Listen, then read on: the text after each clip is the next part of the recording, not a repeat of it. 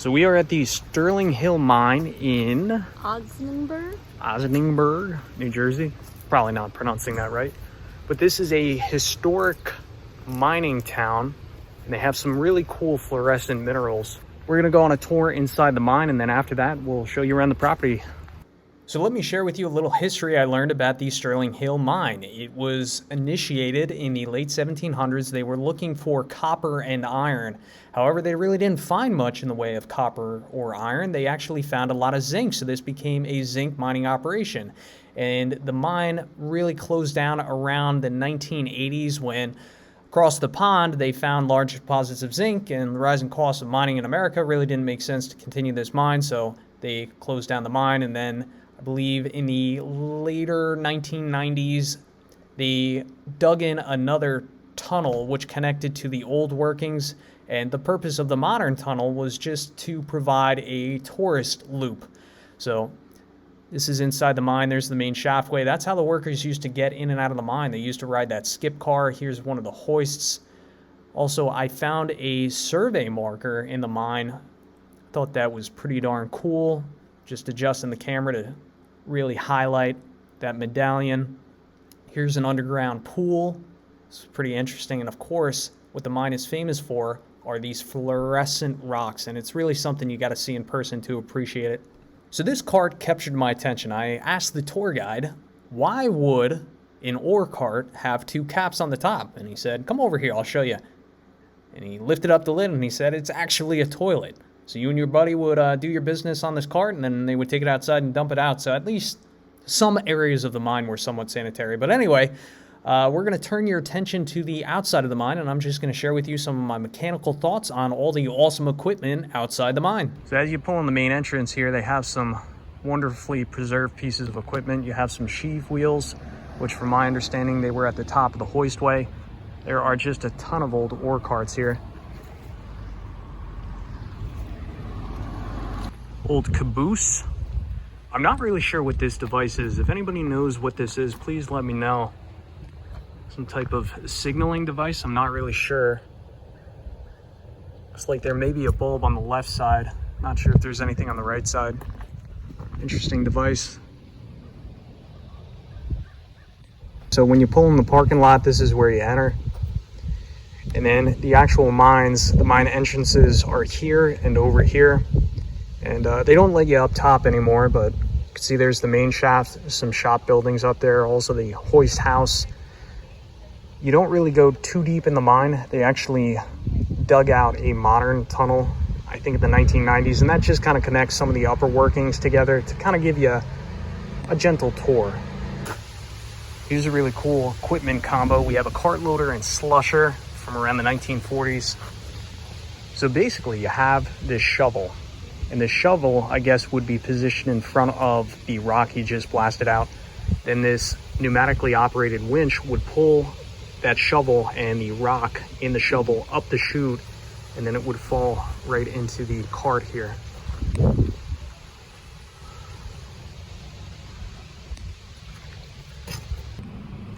1920s ore skip. This is pretty wild. So this is called a baling skip in the 1940s. So I guess this would be lower down the main shaftway. If I take you around to the other side of this skip, I mean, for one, this is beefy. This is, 1-inch thick steel. So I guess this would be lowered into the lower part of the mine that was underwater, and it would extract the water from some of the lower levels of the mine. The size of this shackle, wow. It's like 2-inch steel. Probably 3-inch wide shackle. Wow. 1900s double drum air hoist. And each one of these spools could operate independently of one another. This was powered pneumatically. That red dial up there is pretty interesting. I wonder if that would tell you how much cable was let out, but there's only one on the left side. I find that interesting. Control levers. So we have a piston on the side over here, which that in turn would drive this shaft in the back. Of course, a gear reduction onto the spool. I'd imagine this is just a shared bearing slot right here. So each one of these shafts Should be able to spin independently of the other one. Just love looking at the engineering of this old equipment.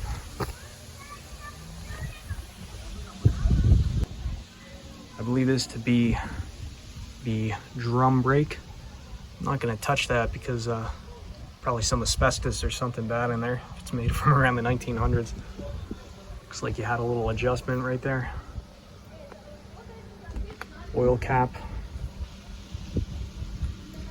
Probably fill it up with oil daily.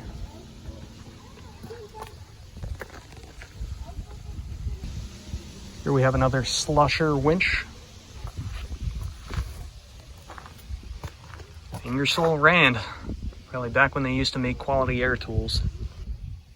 No nameplate on this device, but this looks like a simple electronically powered air pump. You have a massive electric motor. How many drive belts would this have had? 4 drive belts connecting to the air pump. And I guess this could provide you compressed air when you were deep inside the mine. 1920s drill sharpener. Similar to a pencil sharpener, this machine was used to sharpen drill steels. The drill bit was placed into the vise and the abrasive wheel would grind and sharpen the bit until it was back to new condition. So for one, this is quite a massive device. This is close to 6 feet tall. And this portion looks like your vise. So I guess the drill bit would be clamped in there. There's also another hole right there. Maybe, I don't know. I'm trying to figure this out myself. But that continuous hole would allow you to insert the drill bit into here. But where would the grinding wheel be? Maybe here? And why is it so massive? Pneumatically powered, maybe? Maybe that's a pneumatic cylinder to turn the grinding wheel. I'm really not sure here. You have a foot lever control right here. Another crank handle right here. I don't know. Interesting. Of course, ye old grindstone. Made in Boston, 1920s. She still spins. So I'd imagine this was filled up with water. Lubricate the bearings every day. Well, I don't even know if there were really bearings. There were probably bronze bushings or something of that sort. This is pretty cool. I believe this is a skip for moving ore carts from one level of the mine to another level of the mine. Like if you look at the bottom here, a few tracks. Quite a heavy-duty piece of equipment, and I believe how this worked, basically there were wooden rails that this cart would slide up and down on, and then of course you would have your connection to the main haul line on the top of this box. Now what's interesting, when you start lifting with that main haul line, what that would do is it would lift this device up and therefore rotate this shaft right here, which in turn would release these dogs, these holding dogs, off the side rails, or the wood that would sit in the slots right there. So it's kind of like a fail-safe mechanism. So, you know, you release tension on that cable, then in theory those dogs should lock into the wood and hopefully prevent this from falling deeper into the mine. Very long day, but definitely an interesting day, especially if you enjoy old iron like I do. But what really made this trip worthwhile was the fluorescent rocks. Again, that's just something you got to see in person. This video was a little bit different than my normal content. If you guys enjoy this type of content, let me know and I will try and produce more. Thanks for watching. Catch you on the next one.